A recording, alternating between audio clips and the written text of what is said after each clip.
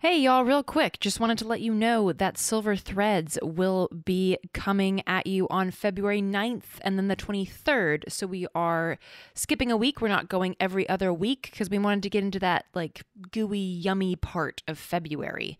So just wanted to give you all a heads up about that right before the show starts. And now. Inside my heart is a burning flame. He will rise from buried lands.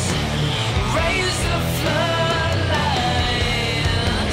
The tides will change, the truth shall flow. The river surge and I will show. Raise the floodlines. Hello, hello, and welcome to Silver Threads, where we are still walking, still waking. I am Carla. And I'm Eleanor, and this is the show where we trace our present path through the people and stories of the past, as we ourselves, long-term radicals, learn about each other, from each other, and continue to walk, continue to wake. And this week we're joined by YahNé Ndgo, who was born in part of the Lenape territory known as Philadelphia in the so-called United States of America. She's a freedom fighter, a writer, and a singer. And as an organizer, she struggles toward abolition of and liberation from capitalism, colonialism, and imperialism for all people. She's a coordinating committee member and outreach coordinator of the Black Alliance for Peace, and a core organizer with Black Lives Matter Philly, representing the chapter with the Black Lives Matter National Network. She's a founding member of the U Cooperative and helped launch the Black Philly Radical Collective. YahNé owns Deep Blue Women Company, a boutique consulting company in which queer and straight, abled and disabled, Black and Indigenous frontline organizers from rural and urban backgrounds engage individuals, organizations, officials, and businesses through facilitation, workshops, inclusion development, system and process review, and restorative practices using the wisdom of our academic, professional, and lived experiences. YahNé's driving force is love. She loves you, and this is why she fights for you, and she will fight until we win. YahNé, thank you so much for being here. Thanks for having me. Thanks for being here. I love the love. That's such a beautiful way to start. So we like to start each show off asking our guests to take us on a bit of a historical journey on your radical activist pathways, and maybe share a watershed moment or two that ignited your involvement in activism or organizing. Sure. So, I, it's sometimes people ask me. I was recently, early in the year, like in March, I spent a month in Cuba, and it was the second time I had spent a month in Cuba. So I had some friends that I had developed friendships with, and we were talking, and one of them, I call her my sister Deborah, asked me, how did you get this way? Um, you know, and I was like, I've kind of always been like this. And she's like, no, but what happened? Like, how are you this way? She's asking me in Spanish, of course. And, um, it's interesting because I was introduced to like suffering when I was a child, not through my own suffering, but seeing the suffering of other people. I was born in the 70s, and you had in the 70s those images of like people being hungry. They used to raise money through those infomercials for children starving in Ethiopia. And that was very transforming for me to see and know that people were starving and suffering and dying from hunger. I was in a very secure space growing up. I was very secure. And so that was like my first confrontation with the fact that everyone didn't have that kind of security. Um, and then in addition to that, I had some relatives, some close cousins who also struggled, who, like I recently was talking to one of my cousins. She talked about how she used to drink water, try to fill up on water to minimize the hunger pains, which is ironically an experience I'm familiar with. I went hungry, a couple of times, a couple of years ago, and filling up on water. But at that time, knowing what they were going through, I didn't know that specifically, but knowing what they were going through to the degree that I could, also really those things like at a young age, because I loved my cousins, I call them my sister cousins and my brother cousins because we're so close. So knowing that suffering and that struggling really made something, like it did something to me. And so from a young age, I didn't just feel bad about it though. I wanted to change it. I wanted to make it different for everybody. And so then over the course of my life, I did a variety of things. I would do like help the younger kids with their homework and pick them up from school and do different tutoring things. And I hung out with the guys that sold drugs on the corner in my neighborhood and became friends with them, learned them, and then connected them with other kinds of opportunities. And so that I actually was able to dismantle that corner for a while. It was replaced with new people eventually. But just those kinds of things. I worked in schools when I was in undergrad at Temple. They had a program where you could take a class and then work in an urban school. And then I just kept taking independent studies in order to keep staying in the school for a couple of years as opposed to a semester. And I started working in like youth works programs and then nonprofits. And then I'd say the next like aha moment for me was when I shifted into working in welfare to work programs and working with adults as opposed to working with youth, because I worked with youth for many years. But when I wanted to make that shift and I went into a welfare to work program, so I'll back up a little bit. I'd gone through a a period when I was starting that work in those youth work programs and in nonprofits, and then the industry changed in a way that prevented me from being able to secure these jobs. So even though I was really good at it, I had not finished my degree, and there were these the funding started to come from the government instead of coming from like these private philanthropists, and they created all of these kind of um, boxes that you had to check of your employees, and I couldn't meet all of those. Even when people wanted to hire me, and even if I had like the skill set, I couldn't get these jobs, and so I started to be poor, and I really harshly judged myself for the things that I was suffering and struggling. But when I went into these welfare to work programs, I was able to have a different kind of compassion for other people that I was not extending to myself, which actually also helped me to be more forgiving of myself. But with this different lens, I began to be able to perceive through the situation and also through like the way the program ran that like, yeah, I could help somebody and then there's going to be somebody who takes their place. Like there was this never ending thing. And I began to do research and learn more and understand it being more systemic and not being really about like what's going on with this. And you can't pick the person out of poverty, right? Like that was the thing that I figured out, and that the system was creating this poverty. And so I began to really become obsessed at that point with addressing the system and trying to change the system so that it would not create these kinds of situations for people. And then there was just like what happens when you do this organizing work and you begin to realize that the system's not going to change. You can't transform the current system into one that is going to care for everyone. And that really what is necessary is a new system. And so that's been the work that I have been involved in. In particular, I think I had a little bit of a hope during the Sanders 2016 kind of moment of like, maybe the system could be transformed.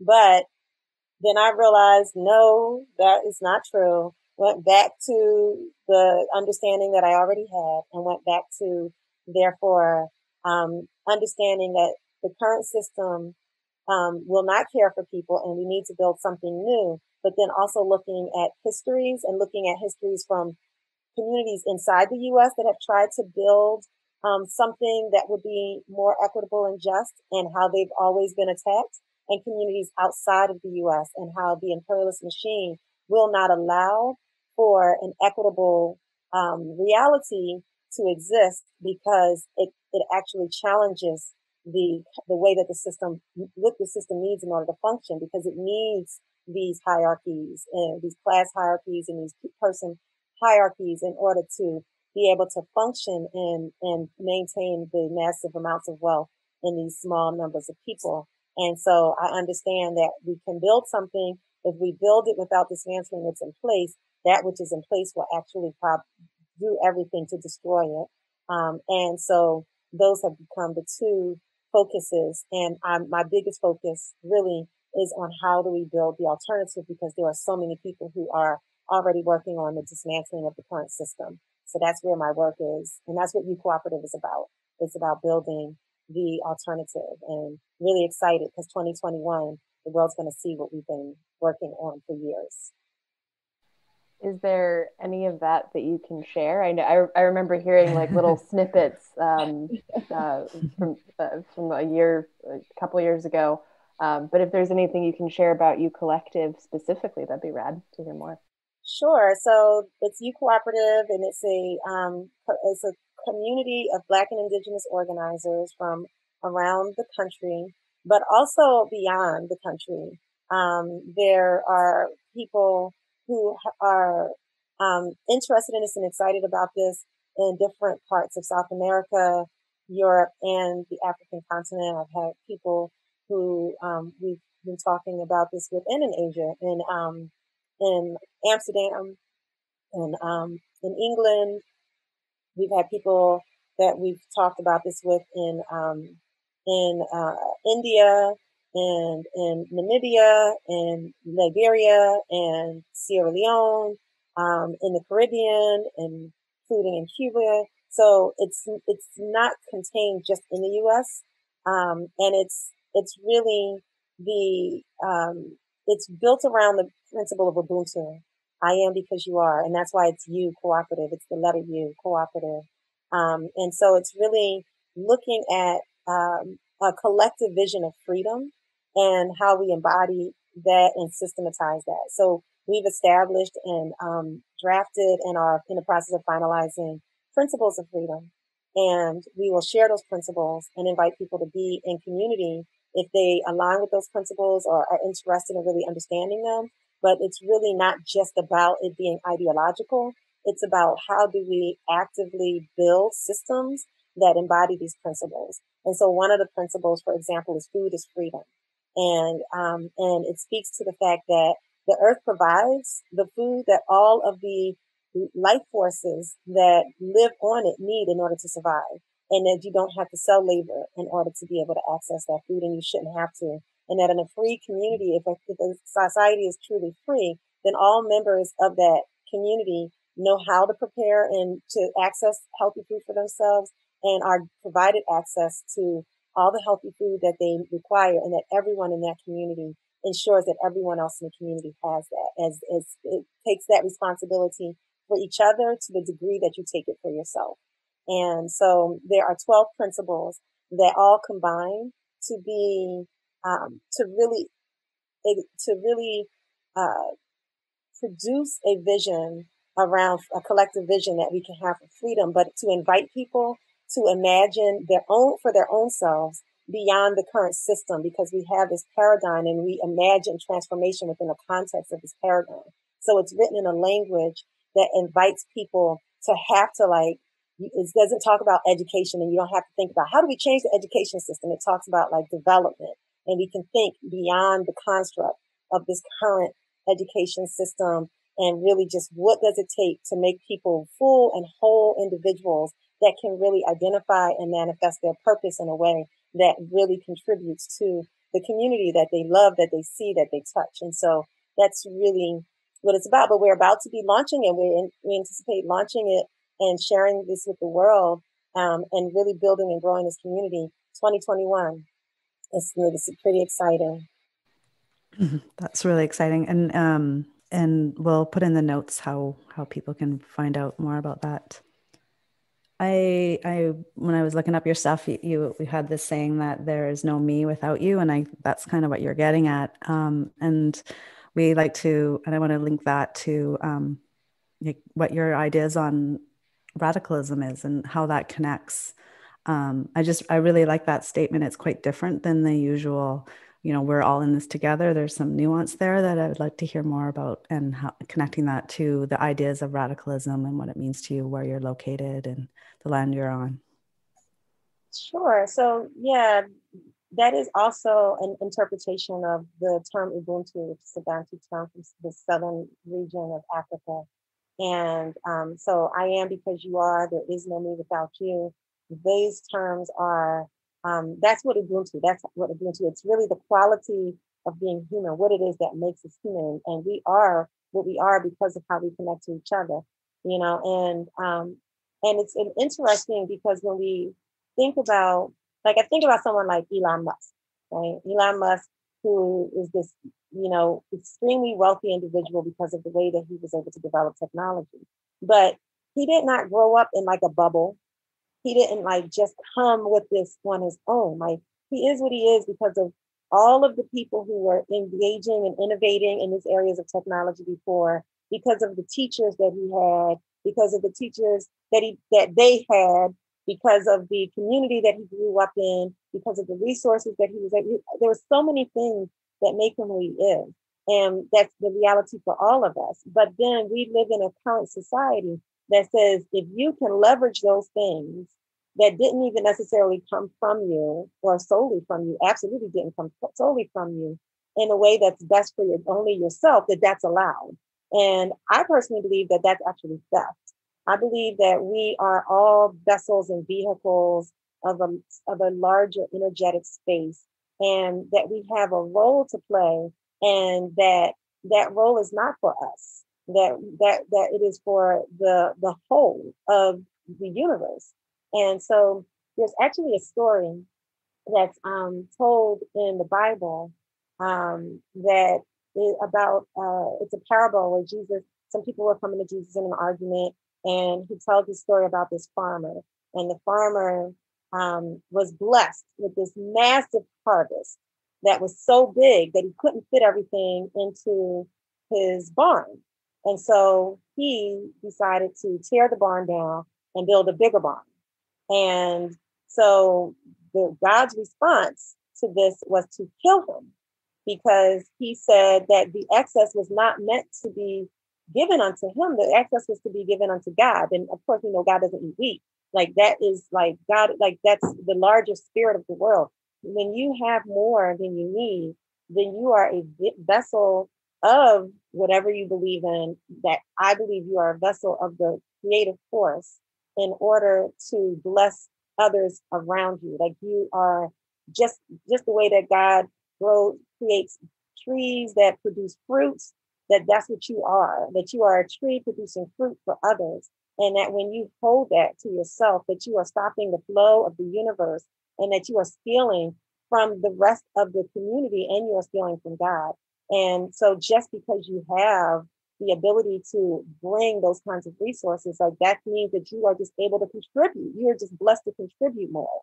And, and we have this society that says your value is on what you can hoard. And so we're teaching people to be thieves. We're teaching people to actually to damage and harm the flow of love and care that is natural to the universe, and to the circle of life. And so to me, that is what this concept of Ubuntu speaks to, is the reality that my gift is your gift, your pain is my pain, and that I am here to use my gift in order to alleviate your pain, and that that we can do that together. There's a saying that a joy shared is doubled, and a grief shared is halved. And and that is how we should be living. If we share our grief collectively, it is automatically amongst tens and hundreds of people, then it begins to be lessened. And if we can share our joys, then our own joy is increased. So I believe that that's the connection. And as it relates to the radical, I think that anything that is not about hoarding, anything that is not about like this values idea of like keeping for yourself, is radical in the context of like a capitalist society. And so I really don't think that most of the things that I fight for are actually radical. I think they're really, really basic, really just like the basic reality of compassion and kindness and connection. And it comes across as radical because we are in the context of such toxicity and such selfishness, but that is what is radical. It's radically different than what's natural to humanity. And so being in that radically different environment causes us to seem radical, but we're just normal. We're just kind human beings that, happen to care about more than just ourselves. Yeah, I think I'm reminded of, I think it was Winona LaDuke who was speaking to the UN, and she said, "What's so radical about wanting clean water?" Right. Um, so I'm also curious because a lot of this is work that happens in communities and with people, face to face, which is obviously something that has been diminished recently. So I'm kind of curious how COVID has affected your work, or if it's changed your work in any specific ways, and how that is. Yeah, I mean, it's interesting because I think that in this year, we saw massive uprisings all around the country, and so I was not in the U.S. when COVID hit. I was actually I was in Cuba. I had, like I said, that during that month that I was in Cuba, that was when COVID started hitting. I started seeing little reports, but I was actually not yet traveling to the U.S. I was leaving Cuba and going to Colombia, and so COVID hit right after I got to Colombia. And then I was planning on being there for about a month, and then I was going to go to Cyprus. And then there were these announcements like, you better get out tomorrow. You got till Friday, or we don't know what to tell you. We may be able to get you out. We may not. And I was like, I'm just going to chill here. So I was actually in Colombia, when COVID hit, and for the first few months until the rebellion. And, when I saw police stations and police cars on fire, and I saw thousands of people in the street, I was like, I gotta go home. And so I found my way back to the US. And so when I came in, I didn't experience much of the lockdown. I experienced, I came in, I got in to Philadelphia June 18th and was hosting a Juneteenth festival the next day with hundreds of people in the park, just experiencing Black joy together. Um, and we organized a large number of actions, and we had a lot of participation in these actions. We had actions going on all over the course of the summer. And we had to do a lot more of engagement with people outdoors. And then we learned over time that being outdoors was really good for COVID. And I think that the actual protest process actually was helpful in helping people to know like the scientific reality, because there were so many people that were out on the streets, but then the numbers were actually going down from what I saw in the locations where there were protests happening and people were also wearing masks, right? As opposed to the places that were more right centered and where people were like out in crowds without their masks on. And so I think that there was a lot of learning that happened around how to, we wanted to make sure we did a lot of like political education. We didn't just bring people and rally them and just march without messages. We were very thoughtful about who we had speak at every rally that we had, what, they knew what subject matter. We had a path of conversation, so whatever the subject of that rally was, if the subject was talking about political prisoners and the fight to free our political prisoners, then we may have some commentary from people who have been political prisoners, from people who were fighting for political prisoners, who from different forms of advocacy, people who could speak to certain legal realities, people who might be able to speak to the impact of COVID. And so we would be very thoughtful about what is the course of information that we can provide. And we did that even though it was in these actions, these outdoor rally style, protest style actions. And so that was one of the things that I think really was powerful about this moment, was how we were able to collectively have so much education involved in our actions and in our activities. And then we also obviously learned how to use more of these Zoom and, different kinds of applications that helped us to get information out to people in other parts of, even in other parts of the city, because when people were not going outside. And so figuring out how to do that and do that effectively. Those were some of the things that I think were really stand out to me as it relates to how COVID connects to the organizing work that we were doing. But it also, I will say, I think COVID also helped the actual rebellion that that kicked off because of the fact that nobody was at work. So people were in their homes, had been in their homes, and they were like, in this moment, if there's going to be a reason for me to potentially put myself at risk, it's going to be to stand up for the right and the justice of, of our community members. And I don't have an obligation that stands in the way of that. And so all of these people were able to be free to go out and be in the thousands in all of these cities across the country and around the world. So COVID showed us each other in a larger, broader way. So there's a lot about COVID that's terrible, but that's some things about that's some silver lining realities in the COVID situation. Yeah, it's been incredible to just see all the ways in which people are seeing how capitalism is terrible and how the state's not showing up, and particularly in the US and other countries around the world. I live in Canada, which is maybe a little bit better in terms of showing up for this, giving us some money if you've made some money. You of course don't get any if you haven't made any money. So it's not yeah, exactly. So I think like kind of keeping on the topic of this year and this current crisis, like, do you feel that you have more or less hope for the near future? And if you do, yeah, or don't, don't put words in your mouth. Yeah, I just wanted to hear about what your thoughts are on that. Yeah, I'm very, I'm a naturally optimistic person.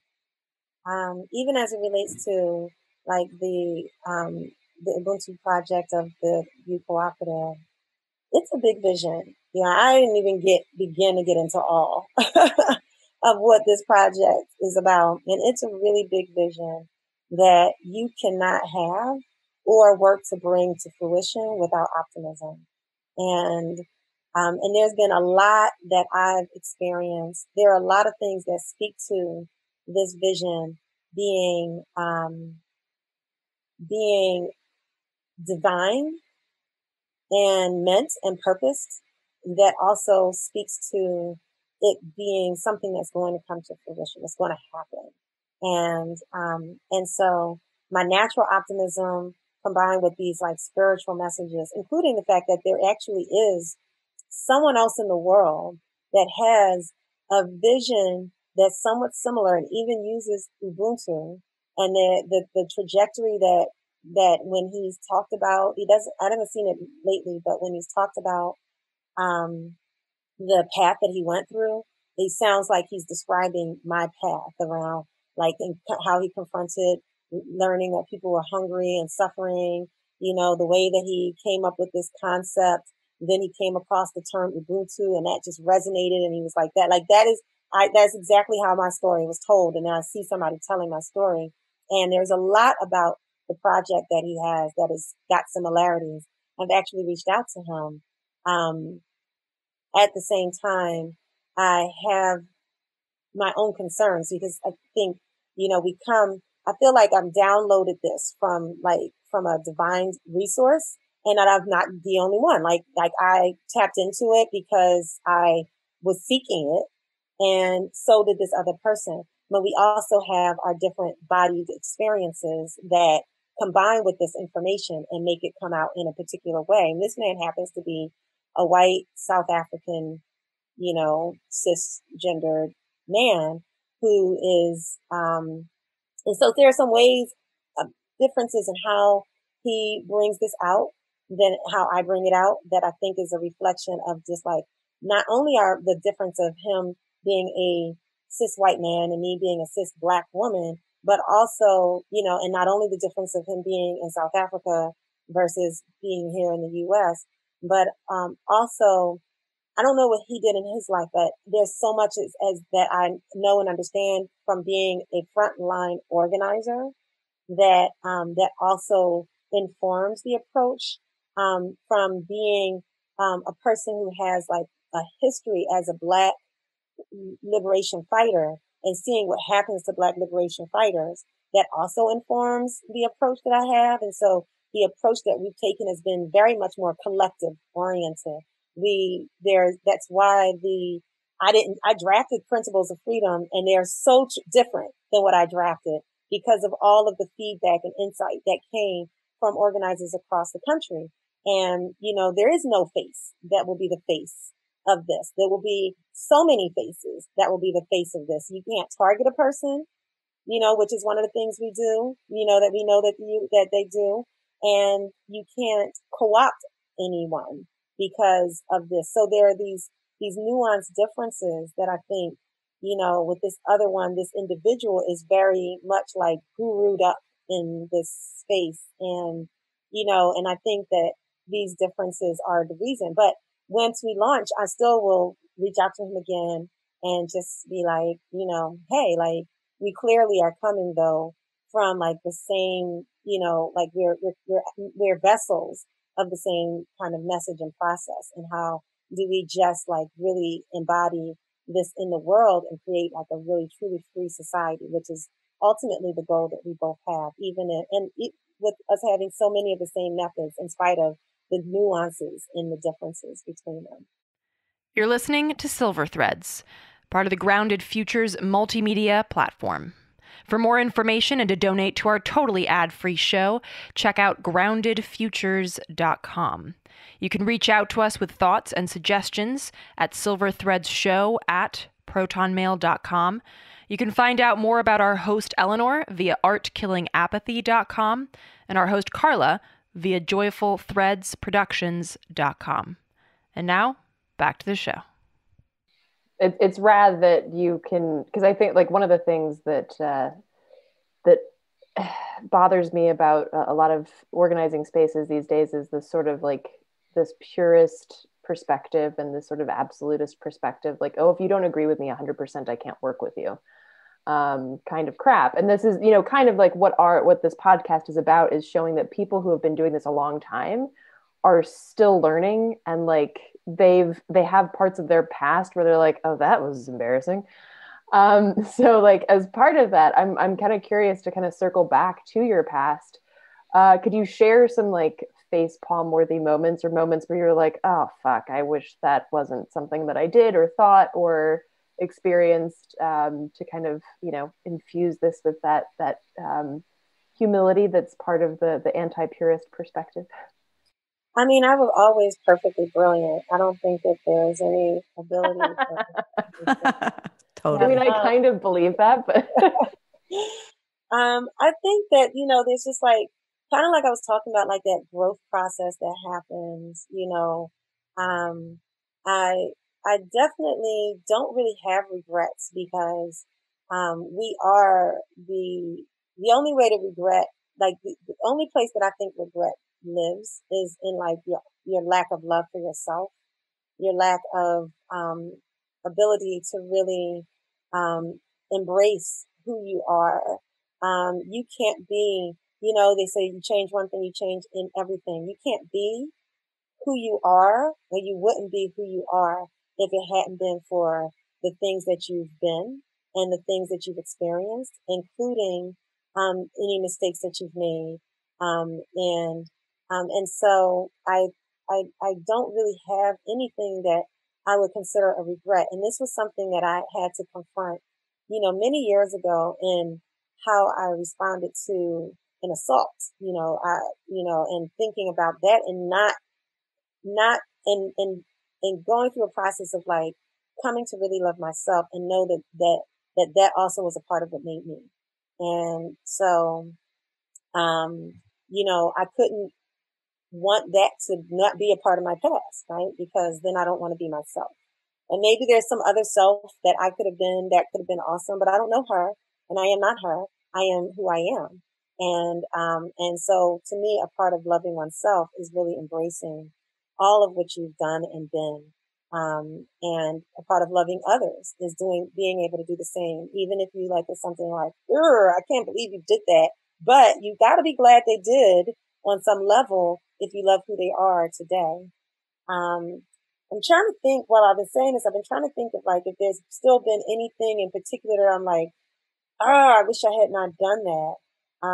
Or not that I wish I hadn't done that. That would completely be opposite of what I was just saying. But like just something that would be like, that definitely had to hurt, or that was a lesson.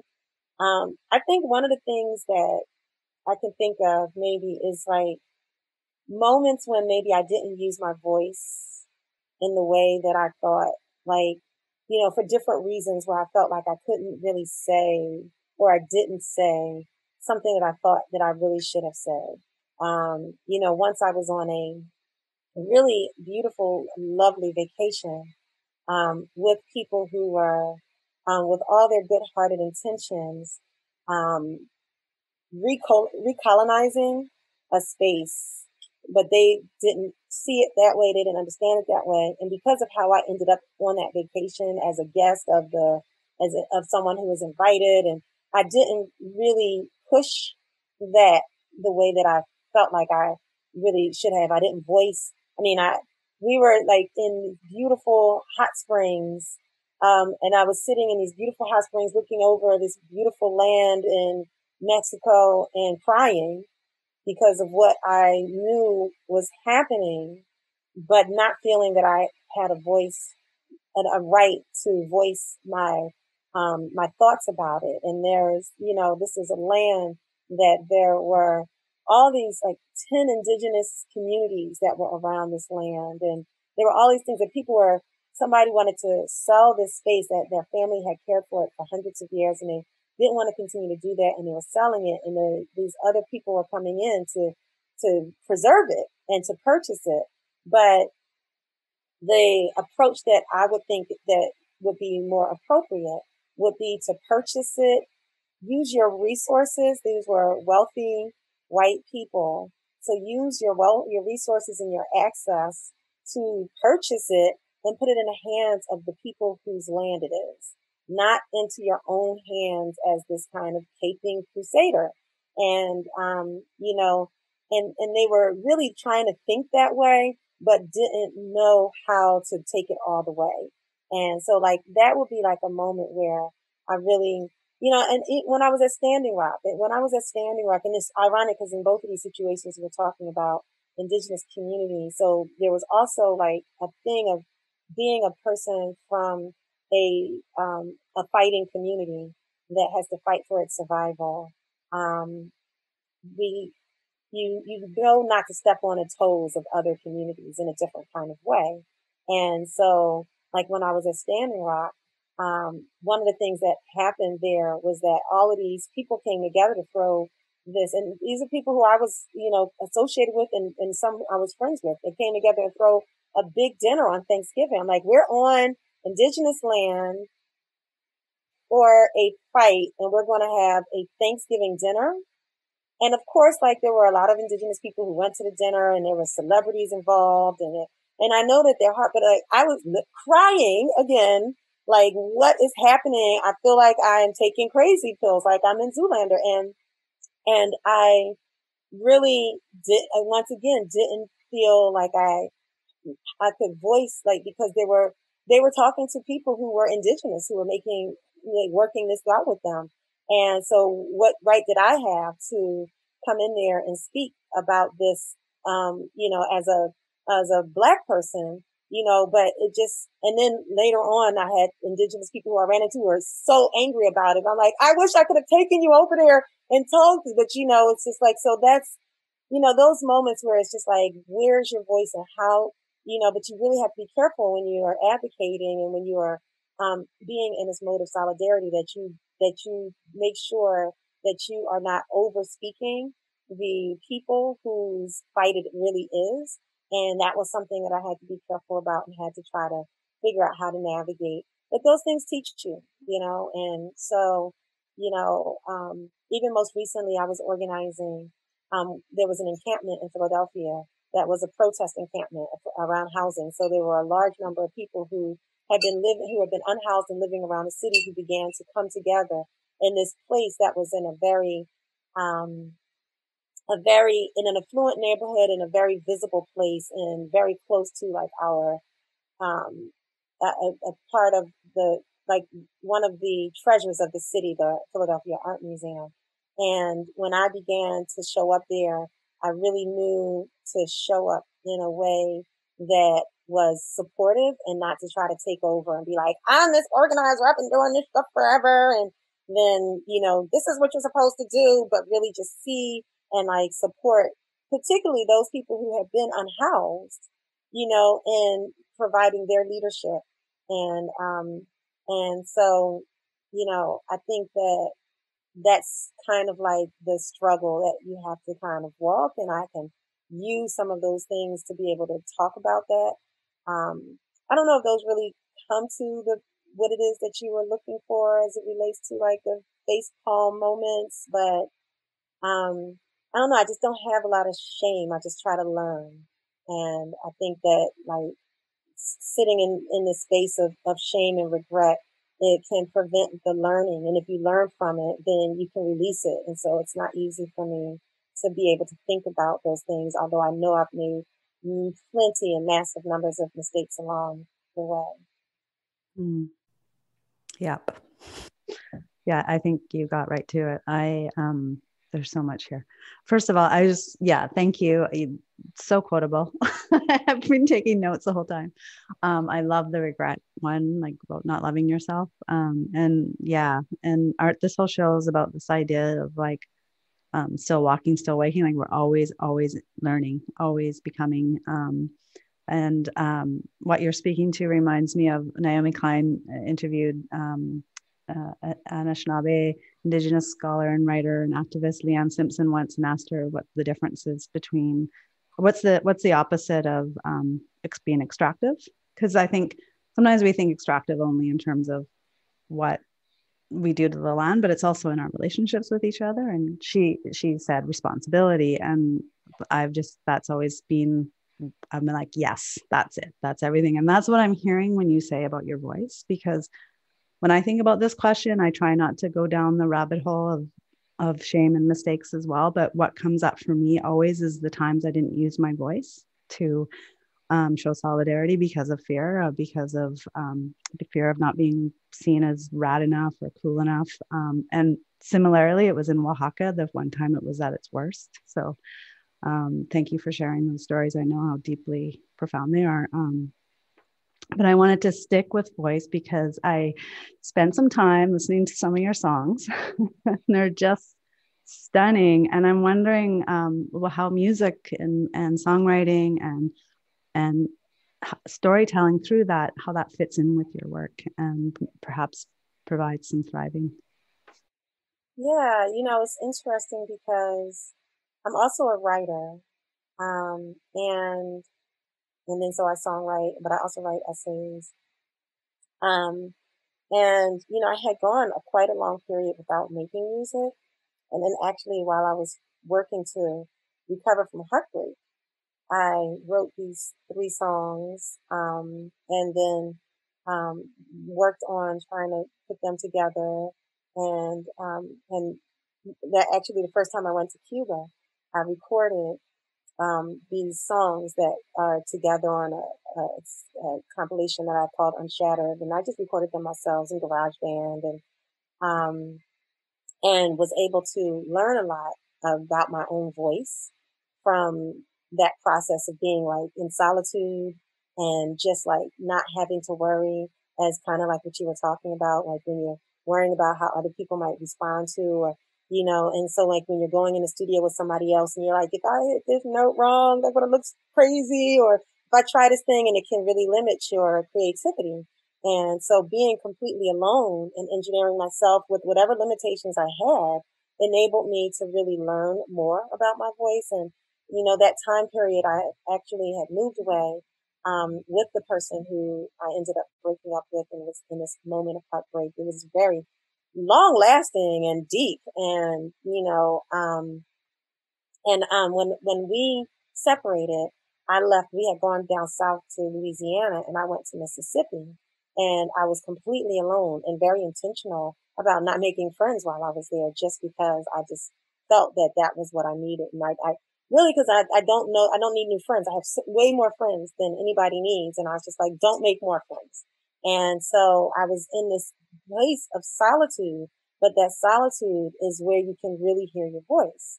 And so, I think that that was really important for me to learn and understand, like to better appreciate the solitude that, or the gift that solitude brings with it.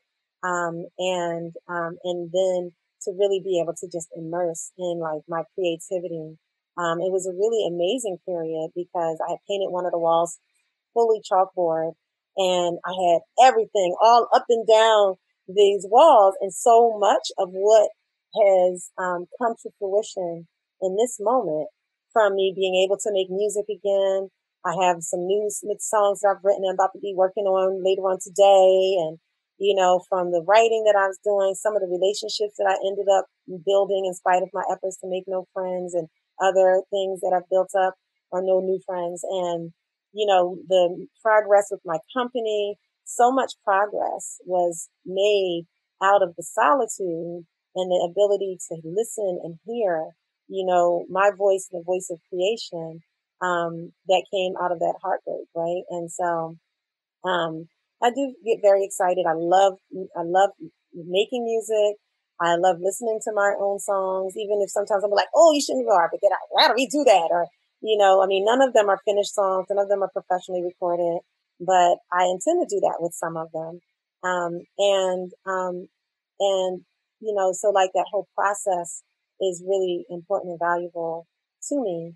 And it is different because the songs that I'm working on now are much more of a reflection of what's now I'm been immersed in, which is this fight, right? And so I'm making these fight songs, right?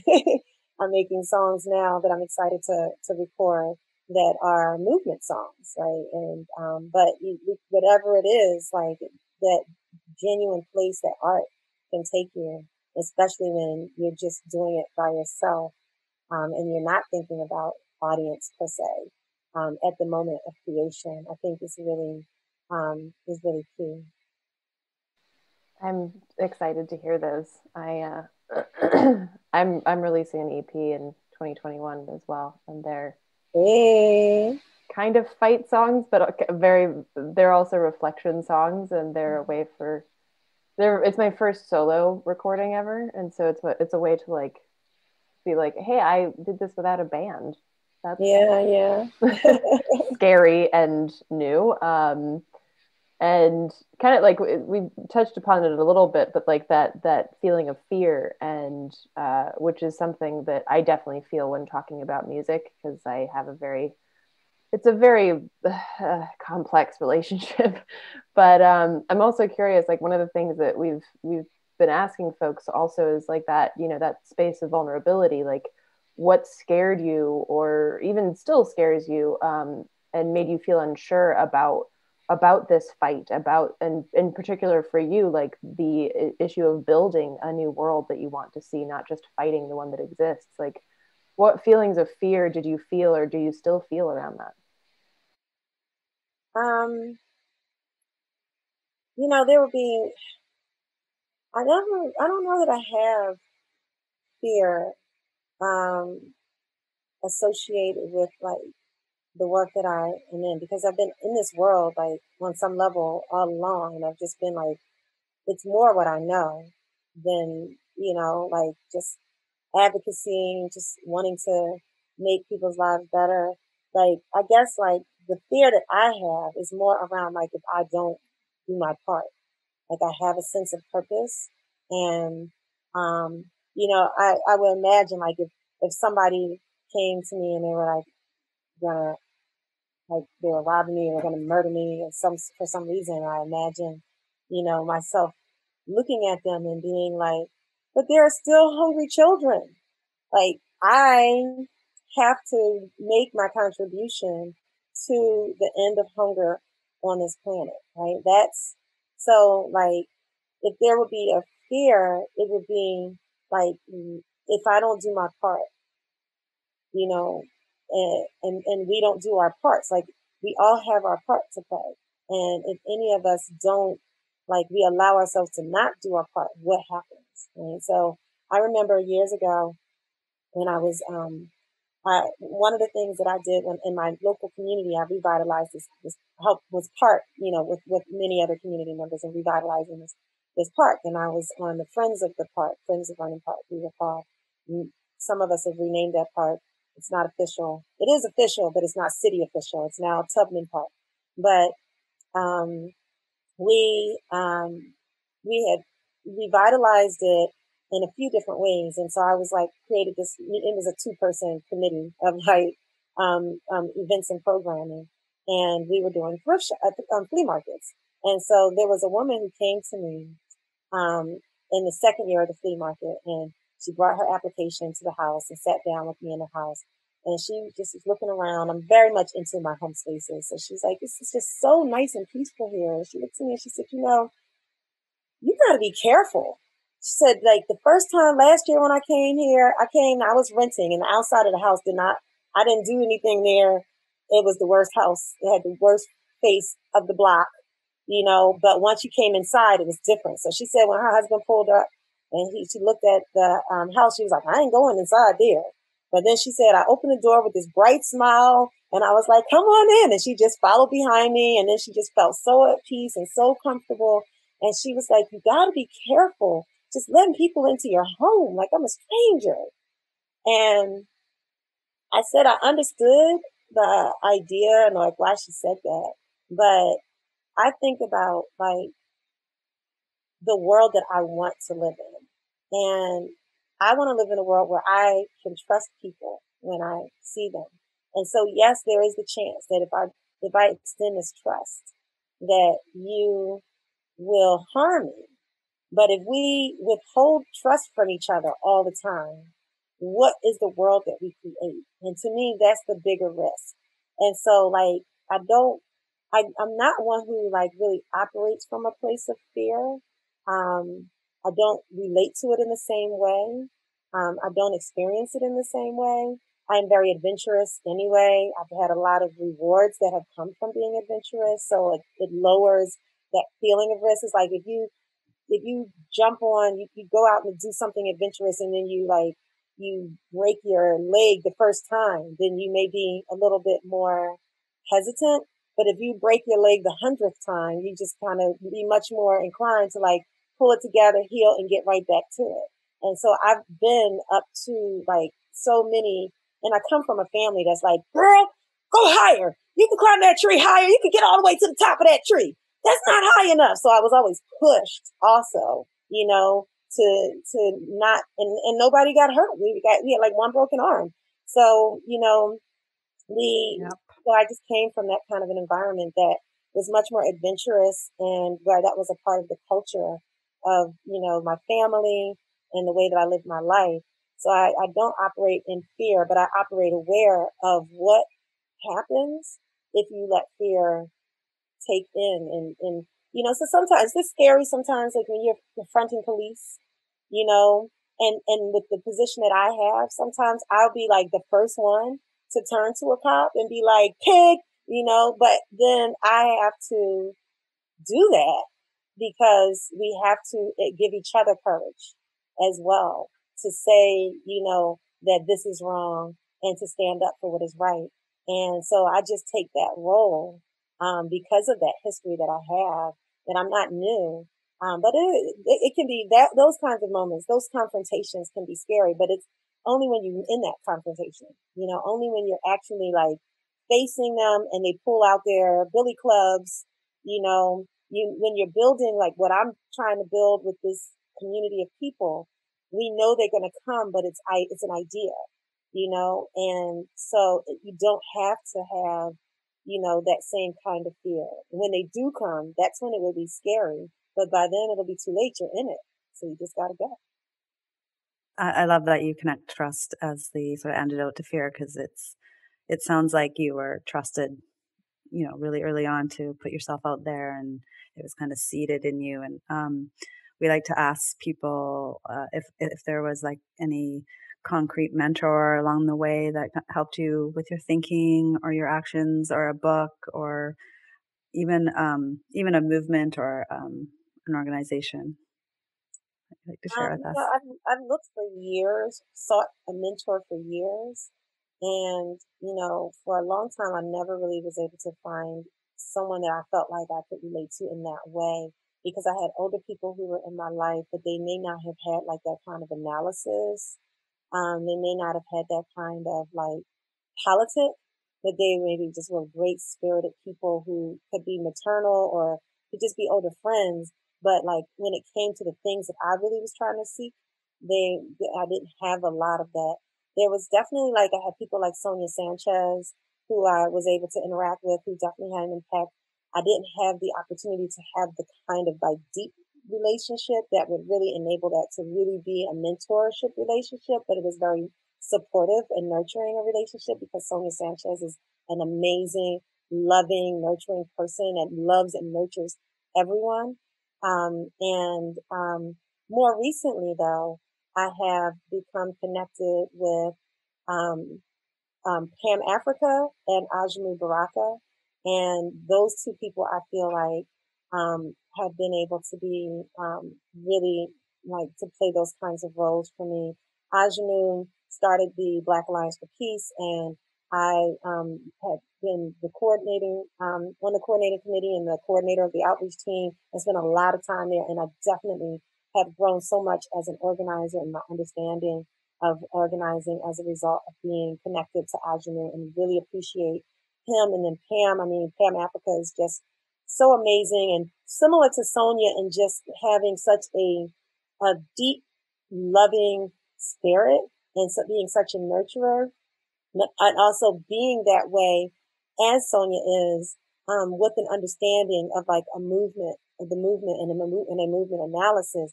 And I have the ability to have like a very real, genuine closeness with Pam, where she called me last night and she had heard from me in a few days and was like, I ain't heard from you, and I was giving her room because of the season, but I always think of Pam. And, and it's ironic because they both adore each other as well. Like I was talking to Pam one day, and Jean would come up and she's like, that's my baby.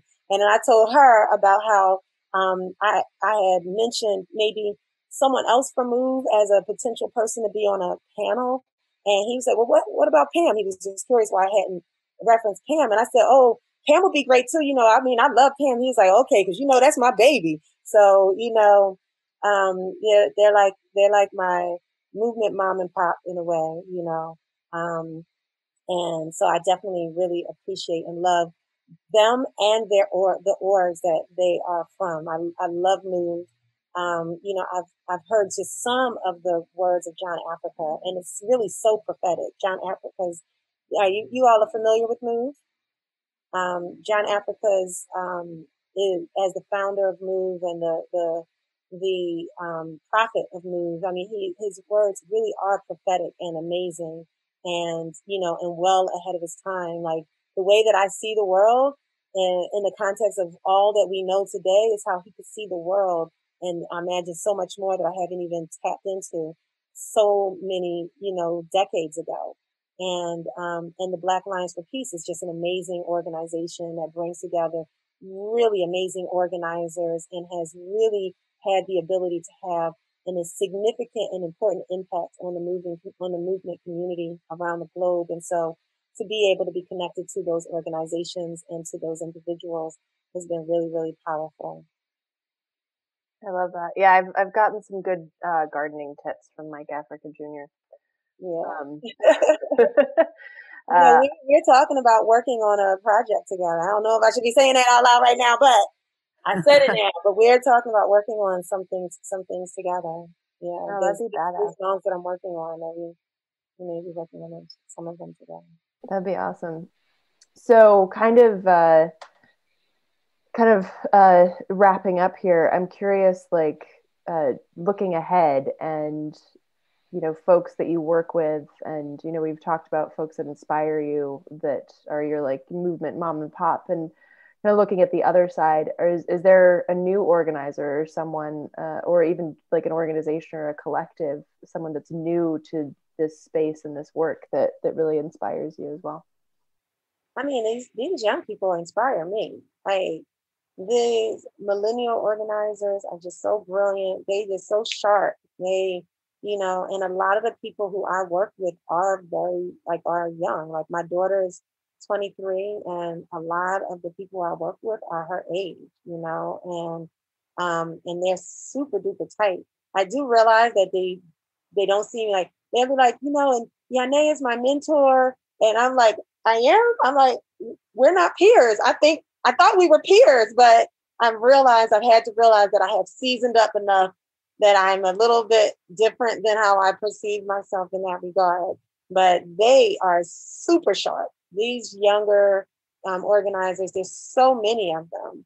Like I couldn't even begin to name any, because then I would have to name so many, because they are amazing. And so that's another source of great hope and optimism is, these young people, they got it. I mean, I have a friend that's, much more like always grew up like love her Burberry, love all of the name brand things and whatnot. And her daughter, just like she wants to immerse and shower her daughter and that stuff. And her daughter just don't care about it. And that's how I see a lot of these young people are. Like even when they're coming, they're not adopting the class perspective that they are being born in. And this is across the board. And even, there's a difference, like, there's always difficulties with a lot of the white organizers, that just is the reality. But I feel like there's less of it with the millennials, with the younger ones. They kind of, they were growing up like this is some bullshit. Like from, like they didn't like start to realize it in their adulthood. It's really a difference that I'm seeing. And so this next generation and what their kids are going to be like this is just like a source of great excitement. A lot of people try to shit on the millennials. I don't go for it. I think that the millennials are amazing. They're going to save this. They're going to save this the way that humanity is able to exist on this planet. The planet's going to survive with or without us, of course, but they are going to save so much, and the world that is going to be in the future is going to be so beautiful because of these amazing young people that that we have running around here fucking shit up in a beautiful, good way. So yeah, and ready to build some awesomeness and really clear about like inclusiveness, really clear about like just like loving and caring for everyone, not playing none of these games with the homophobia or transphobia, not playing these games with ableism, like, just really, really being like we're one. Not competing either, into the same degree, like they're so evolved. So yeah, it's the whole community is a blessing. It's a blessing to see them, know them, work with them, and to be able to imagine the future because of them. Hear, hear. Yeah, and the Zoomers too. Holy moly. They just blow my mind. I have a 26-year-old and a 16-year-old, and the 16-year-old and his friends. Oh my gosh. They just blow our minds. All of us. Yeah, so a Zoomer, like, what is a Zoomer? I think they start around 23 and go down to 12 maybe. Okay. So then that's 10. included in who I'm talking about. Yeah. The only thing I knew was millennials. So Yeah. the millennials going all the way down, but I guess it's the millennials and the Zoomers then Yeah. that I'm talking about. And maybe it's even more the Zoomers then, but no, because I have some of these young millennials like Felicia Teeter, who I met at Standing Rock and who now is in Philadelphia and who is like my boo-boo in the movement. She's just super brilliant, and like the things that she thinks through and talks through, it's just like you figuring out to even think about this thing at this age? Like, what on earth? Like, Yeah. so I just started thinking about that shit yesterday. So, yeah. Totally. All my collaborators are millennials, right, Eleanor? I don't even know I don't know where the cutoff is. I mean, I think Xers are 41 and up. Like I'm at, yeah. 41? Is it only up down to 41? Gen X? So 79, right? You have to be born in 79. I don't know. You know what? The rules change constantly with the generations. I know that I'm a Generation Xer, full on. Me too. I'm hardcore Gen X. Yeah. And Gen X is a dope generation. Yeah. Gen X is a dope generation. I'm proud to be Gen X. You know, I definitely am. But yeah. Yeah. But millennials, yeah, totally. Yeah. So yeah, I think that, I mean, is there anything that you wanted to add that we maybe forgot to dive into? Anything else that you want to share? I'm just wondering if you happen to have an opportunity to see 40 Years a Prisoner yet. I have not because I don't have HBO. Same. Yeah. So, but I messaged Mike and I said, you know, congrats, this looks fucking rad, and I hope to be able to steal someone's HBO password in order to see it. Awesome. Yeah, you know, plug to that. And I also would like to mention that, you know, a comrade in Philly, Greg Corbin, is releasing his first book. It's called Breathing Ashes, and that's exciting. I was thinking about that when we talk about like fear and the process of like, you know, and getting our art out there and stuff, you know. And I will say that that is a thing that has caused me hesitation, is like this perfectionism as it relates to my art. That causes me. So even the stuff that you were able to hear and me putting it up on SoundCloud, like for me to do it, I had to be like, this ain't done. And, you know, had to, you know, and it's not, you know, I didn't record under these things professionally, but they are still music and it is still out there, you know, but that's, I think, the thing that happens is, you know, you're just like getting to the place where you just can say, I'm going to let it go, you know, and, you know. I'm going to cut the cord and name it. Yeah. So Greg finally did that. He did that, and so I congratulate him and proud of him. You know, he's a good brother, and he's got a new book and a new baby. So, you know, congrats. That's a great name of a book. Holy, I love it. Breathing Ashes. Yeah. Yeah. Check that out. Yeah, and I want to say, like, I hear you on the, like, you have to preface everything with like, this is just a rough cut, or this is just, you know, but I didn't know that when I listened to your music. I was playing it for the household and everyone's like, what are you listening to? It's amazing. Why don't we have that on vinyl?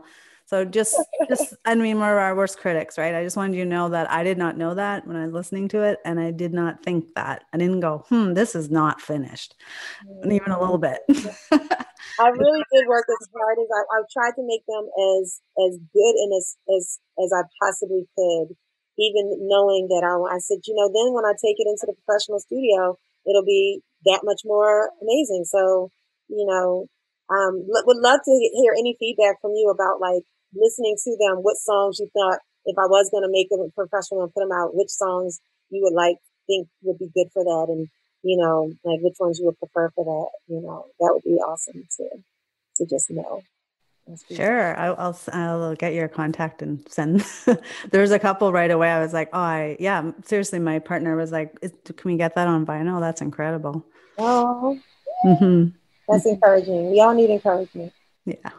One thing I'll say is that YahNé is still single and is definitely out for like being partnered up and like trekking around this world, making the world better with someone, or escaping from that work and just, you know, immersing in, you know, in our own little world together. But, you know, I am a lover. I am driven by love, and I need some for me too. So people keep that in mind. I mean, I already can think of people that would line up just to like hang out with you. So yeah. That's a cool idea. That's a cool concept. But, you know, it's not easy to build those kinds of connections, you know. It's always weird who you connect with. You'll be like, oh, that person. That is true. My grandmother used to say that you can fall in love with a fence. And she said that I fell in love with a lot of fences. So Yeah. Yeah. Silver Threads is recorded in different places across borders. Carla is located in Canada on Squamish, Musqueam, and Tsleil-Waututh lands. Eleanor is located here and there, usually either in Sweden or on Piscataway land, now known as Washington, D.C. And our guests join us from around the world. You can find out more about the show and our guests at groundedfutures.com. To learn more about Eleanor's work, visit artkillingapathy.com and follow her on Twitter and Instagram at activisteleanor. For Carla, follow her on Twitter and Instagram at joyfulcarla. You can also reach out to us at silverthreadshow@protonmail.com. And lastly, if you want to support the making of the show, you can donate over at groundedfutures.com. Thank you to the Grounded Futures team for supporting us with promotion. All of the snazzy graphics that you see are created by Jamie Lee Gonzalez. Grounded Futures is a multimedia platform and is produced by Carla Bergman, Jamie Lee Gonzalez, and Melissa Roach.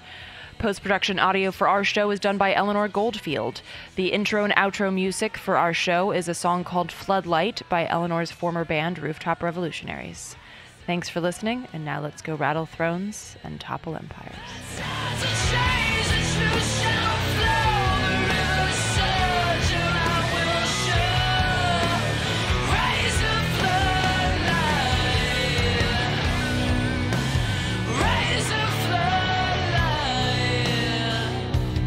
If it pays, then let it rest. It's time to wake up.